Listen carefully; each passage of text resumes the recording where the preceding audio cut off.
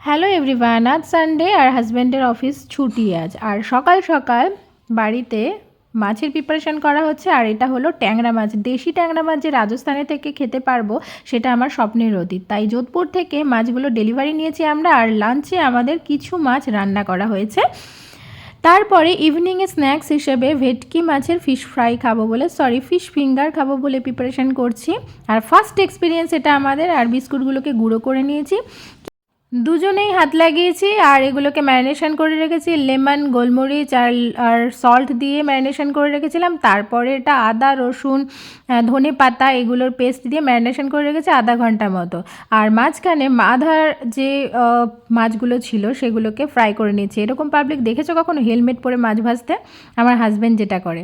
বাকি এগুলোকে ভেজে নিচ্ছে, মানে ফিশ ফ্রাইগুলোকে। খেতে কিন্তু জব্বর হয়েছিল। যাই হোক, চ্যানেলটা সাবস্ক্রাইব করো। Tata, bye bye.